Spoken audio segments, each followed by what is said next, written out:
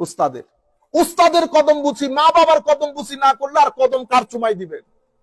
কদম চুমা দিতে হয়, আমরা তো এমনি এমনি করি, এটাকে কদম বুঝি বলে না। কদম বুঝি মানে কদমের মধ্যে চুমা দেওয়া। আপনারা বলবেন হুজুর মাথা ঝুঁকাইলে তো শিরিক হয়। মাথা ঝুঁকাইলে শিরিক হয় না। আমি আপনাদেরকে কালকে কি বলেছিলাম? সিজদা হচ্ছে ওয়াদউল জাবাহাতে আলাল আরদ, জমিনের মধ্যে আল্লাহর ইবাদতের নিয়তে মাথা রাখা, এটাকে সিজদা বলে। আপনারা বুঝতে পেরেছেন?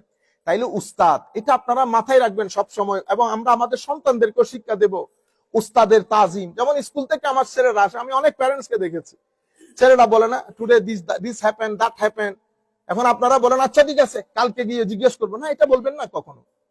বলবেন শিক্ষক অলওয়েজ রাইট। যখন দেখবেন কোনো অসুবিধা, সেটা আপনি নিজে নিজে আপনার ছেলে সন্তানদেরকে না জানিয়ে স্কুলে গিয়ে যা করার করবেন, কিন্তু সন্তানরা যেন জানতে না পারে।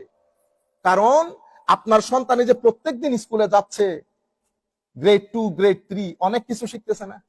এই ছেলে ডাক্তার হয়ে গেছে একদিন, আপনি করছেন? সে কিন্তু স্কুলে টিচাররা দিনকে রাত, রাতকে দিন করেছে না। আমরা জিনিসগুলা ভুলে যাই, আমি বুঝি না কেন 2 সেকেন্ডের মধ্যে উল্টে যায়। আপনি উস্তাদের সাথে উল্টাবেন, অমুকের সাথে উল্টাবেন, আপনার সন্তান মানুষ হতে পারবে না। সন্তানদেরকে মানুষ করেন, তাদের পর অনেকের দোয়া লাগে। শুধু ব্রেন দিয়ে কিছু হয় না।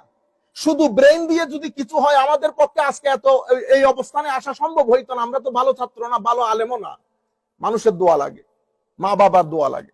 সুতরাং আমি আপনাদেরকে বলতে চাচ্ছিলাম শুরু থেকে যে কিছু জায়গার মধ্যে আমরা মানুষের প্রতি সম্মান দেখানো, উস্তাদের প্রতি সম্মান দেখানো, এগুলোর দিকে খেয়াল রাখবো। লিল্লাহিল মাশরিকু ওয়াল মাগরিব। তো আমার